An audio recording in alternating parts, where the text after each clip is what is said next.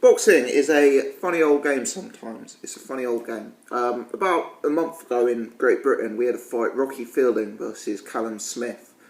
It was kind of like viewed as a 50-50 domestic matchup, real tight fight.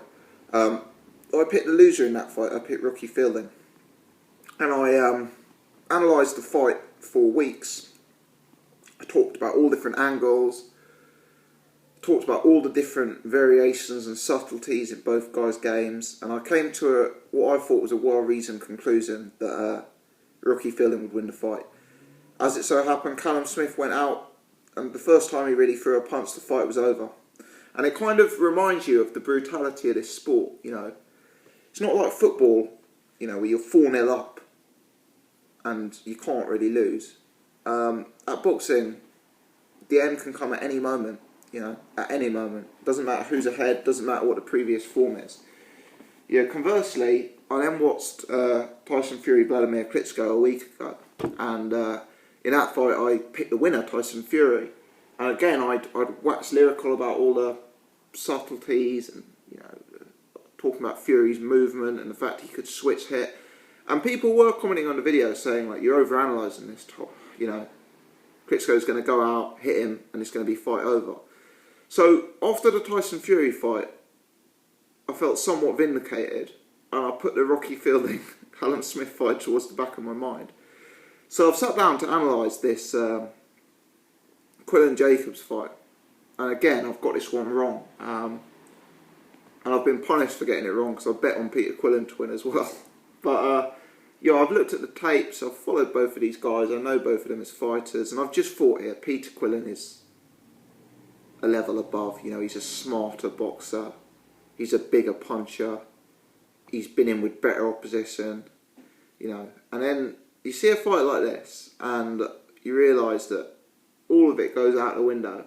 And when two men start punching each other, anything can happen. Of course there's always going to be a favourite, of course things like size and movement help, but it kind of highlights that when you're in a sport which involves trying to render another man unconscious, anything can happen. And, it's going to be another one of these where my post-fight video is actually longer than the fight in question. I had one of those yesterday for my Joseph Parker, Daniel Mart's post-fight video. But basically, Jacobs comes out, catches Quillin. Quillin goes back, and Jacobs does what Jacobs does best. He kind of gets inside, he's flurrying, there's fast hands, there's lots of leather being thrown. And Peter Quillin, I don't know whether he was caught cold. People say Quillin's got no chin. Well, I didn't see him hit the deck, but he didn't know what to do. It almost reminded me of another UK fight, David Price versus Tony Thompson, where, when you're watching it on the TV, the answer to who should win a fight and the answer of what a fighter should do in a situation is so obvious. But I guess when you're in there, when you're a foot away from Danny Jacobs and he's throwing 5 punches a second and they're all being thrown with mean intentions, I guess at that stage it's very, very, very hard to know what to do. And, Quillin, I know he doesn't have an amateur background, but he's got that sort of Cuban heritage. Obviously he's been a world champion, he's never lost. You just kind of assumed that he'd know how to hold, he'd know how to use the size of the ring, but he didn't. And effectively, Jacobs was flurrying on him, caught him hard. Quillin is on, very, very, very unsteady legs, and the referee calls it off. I'm going to be honest, there's a lot of talk that this is a premature stoppage. I'm someone who picked Quillin. I'm someone who bet on Quillin. I find it hard, really, to have a legitimate complaint here. Quillin was getting battered. He was not on steady legs. He looked like a junk outside a pub on a Saturday night, to be honest. And what do you think would have happened if the ref hadn't stopped the fight there? Danny Jacobs, 30 seconds into the fight, 90 seconds into the fight, whatever it was, still hasn't broken sweat. Still at full fitness. And you've got a guy who can't defend himself. For me, if the referee hadn't stopped this fight, Jacobs was only 3 or 4 seconds away from stopping it by those means. So I don't have complaints here. There is this thing in boxing, getting caught cold, getting surprised at the start of the fight. based on that, do I want to see a rematch? Maybe. Maybe. But, you know, Peter Quillin, he's got some serious questions to answer after this fight. You know, I gave him a bye for his poor performance against Andy Lee. And I still think he won that fight, but I kind of gave him a bye. I kind of thought to myself, you know, he came in out of shape. He wasn't taking the sport seriously. And he still managed to do well against Andy Lee. But last night, you know, this was the biggest fight of his career. This was his chance, in my opinion, to definitely make him the number 2 middleweight in the world.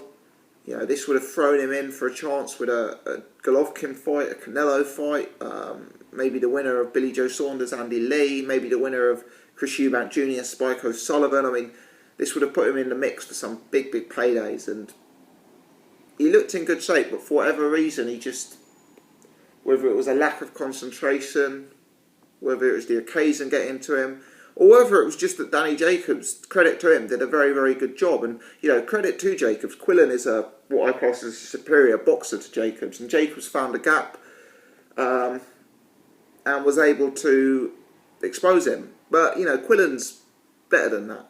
Better than that. I mean, Jacobs has obviously raised his game for the big occasion. But with Peter Quillin, it's more of a mental thing than his physical capabilities. You know, he shouldn't have put himself in that position. He should have known what to do, and he didn't. And I'm disappointed in his performance. As for Danny Jacobs, he did really, really well. Credit to him. But it is one of those fights, and I hate to say this, where had Jacobs gone 3 or 4 rounds, totally outboxed Quillin and then knocked him out brutally, it would almost be more impressive. But because of the manner of this early win, you almost think, how much does that prove, other than the fact that Jacobs can actually punch, you know? You know, it's not... You know, would you, after seeing that, would you pick Jacobs against the top of the middleweight division? Because I'd still have concerns. I would. And that's nothing against Danny Jacobs. It's just that you don't tend to learn anything when a fight goes so quickly. But Jacobs puts himself in the mix, I guess, you know. There's talk that Chris Eubank Jr. Spike O'Sullivan winner would fight Jacobs. And I could see that, you know. Spike O'Sullivan, Irish, there's a huge Irish community in America, as people know. Chris Eubank Jr., obviously, he's going to become a huge boxing celebrity, isn't he? He's got that star power. And, you know, that would be a good matchup, certainly. Billy Joe Saunders, Andy Lee, well, same thing, you know. Andy Lee's got that Irish heritage, which is obviously going to make the fight big over there. I guess Billy Joe Saunders would be a less glamorous fight, but still one that could happen, so it'd be interesting.